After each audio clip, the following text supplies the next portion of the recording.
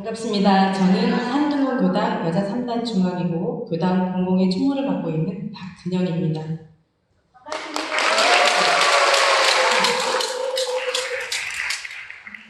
제 얼굴이 원래 이렇게 빨간 건 아닙니다. 앞에 두 분이 제 얼굴을 이렇게 빨갛게 만들어 놓았습니다. 도대체 어떻게 원고를 안 읽고 그냥 하시면 저는 어떻게 하라고 길을 이렇게 대신 제 뒤에 분들은 저 때문에 차분하게 잘하실 수 있을 것 같습니다. 저는 여기 나오기까지 한 3년이 걸렸습니다. 2년 동안 교무님이 이제 제안을 하셨죠. 그래서 공부가 안 됐, 덥석 잘할 것 같았습니다. 근데 공부가 안 됐다는 핑계 같은 사실로 뺀돌뺀돌 도망 다니다가 이제 3년째 되니까 도저히 교무님께 너무 죄송해서 이제 마음을 먹었습니다. 그래서 마음을 먹으니까 또 되더라고요. 그래서 이렇게 나왔습니다. 제가 지금 심장이 콩강콩강, 머리가 띵 하고 혀가 꼬이는 것 같습니다. 그러니 아이들처럼 원고를 읽고 해도 양해 부탁드립니다. 네.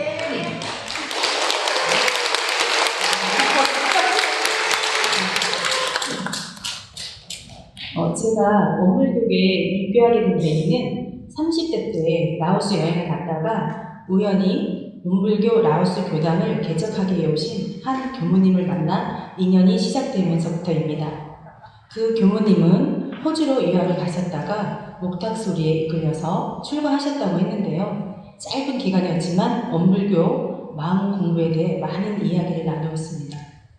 원불교를 잘 알지는 못했지만 어릴 적 멘토 언니가 원불교는 좋은 종교라고 했던 기억이 있어서 쉽게 받아들일 수 있었던 것 같습니다. 원불교는 어떤 공부고 어떤 종교냐고 물어봤습니다. 그랬더니 교무님께서 마음 공부하는 곳이라고 했습니다.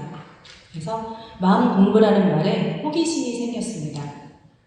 마음에 힘이 없어서 항상 경계가 있을 때마다 괴로워하면서 후회와 원망만 하면서 힘들게 살아온 나를 생각하면 딱 저에게 필요한 공부라고 생각이 되었습니다. 그래서 나를 힘들게 하는 잡념을 없애기 위해 입교를 했습니다. 그렇게 마음 공부를 하기 위해 찾아온 곳이 13년째가 되었습니다.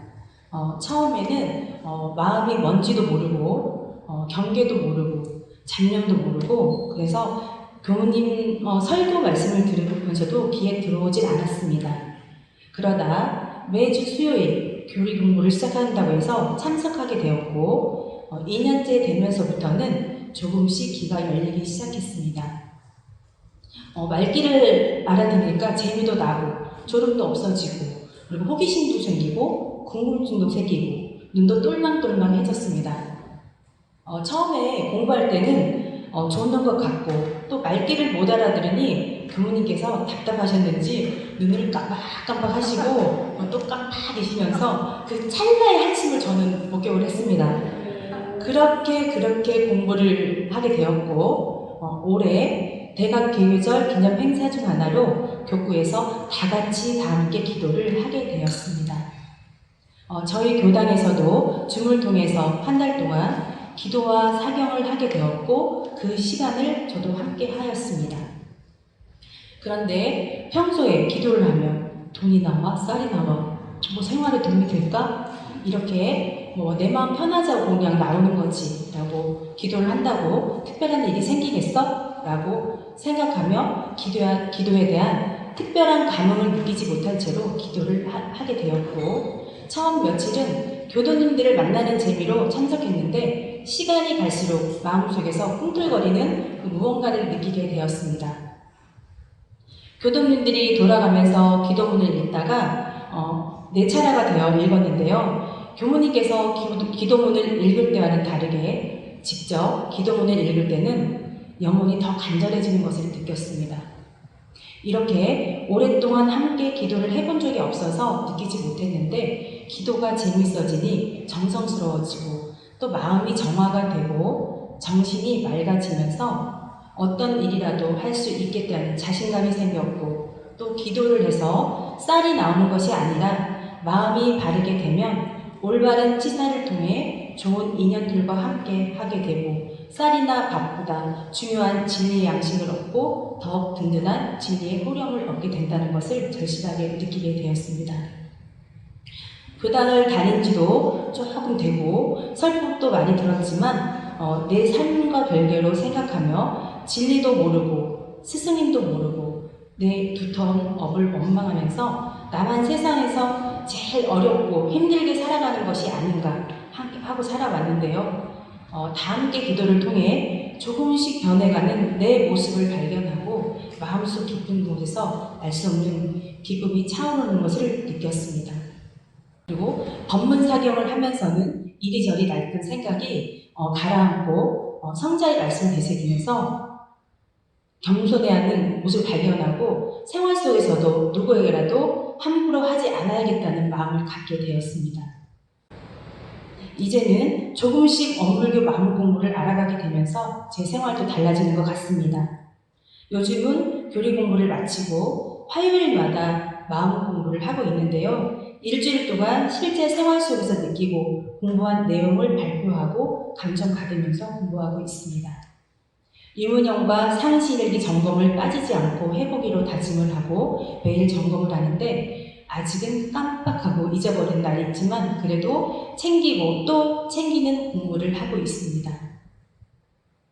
저는 공부 표준을 조석 신고 열심히 하고 유문형으로 꼴 잘 보기와 시간 기다리기를 자꾸 실천하고 있는데요. 공부를 하면서 제 마음을 더 선명하게 볼 수 있게 되는 것 같습니다. 요란했던 마음이 경계가 와도 조금 지나면 평온해지고 그게 아무것도 아니라는 생각이 들고 예전처럼 화가 나지 않습니다. 이런 제 모습을 발견하고는 저 스스로 놀라기도 합니다. 제일 집중적으로 공부하는 유문형 표준은 꼴 봐주기인데요. 아들이 고3이라 무척 예민하고 짜증내고 불평할 때가 많지만 그때마다 있는 그대로 바라보면 화가 나는 것이 아니라 아들이 그렇게 하는 이유를 이해하게 되고 얼마나 힘들면 저럴까 오히려 안쓰러운 마음이 들기까지 합니다. 그렇게 마음 공부를 통해 경계를 바라보고 아들을 이해하고 받아주니 아들도 편안해하는 것 같습니다. 매 순간순간이 어디 하나 놓칠 수 없는 다 배움이고 공부인 것 같습니다. 원불교는 정신과 병원 같습니다. 교무님 닥터에게 배움을 얻어 깨달아지고 행하고 바쁘고 지쳐도 원불교 정신과를 가면 마음이 풀어지고 힘듦마저도 없어집니다. 저 말고 다들 그러시죠? 네. 그리고 제 마음이 이렇듯 달라지고 상황들이 달라지면서 다른 사람을 바라보는 마음도 달라지는 것을 보면서 화요 마음 공부나 교당 법회를 빠지지 않고 나온 것이 헛걸음이 아니었다는 생각에 감사한 마음이 아주 많아진 것 같습니다. 아직은 힘들고 부족한 부분이 많지만 인과를 알고 바꿀 수 있는 힘을 기르게 된다는 교무님 말씀을 새기며 열심히 공부하겠습니다. 가끔은 지금도 우욱하고 올라오는 모습도 남아있어서 때론 아닌 모습이 보일 때도 있겠지만 잘 챙겨주시고 근영이가 잘 공부해 가는구나 이렇게 이해해 주시면 감사하겠습니다. 오늘 공부담을 준비하면서 앞으로 마음 공부를 더 열심히 해야겠다고 챙기는 기회가 되어 더 감사했습니다. 앞으로 개인 박근영이 아니라 원불교 박근영으로서 부끄럽지 않도록 공부하겠습니다. 또한 어떻게 살아가는 것이 마음을 알아 행복하게 살아갈 수 있는지를 배우게 된 것에 감사하며 어려움이 생기더라도 마음의 힘을 더 키워가면서 열심히 공부하는 박근영이 되겠습니다.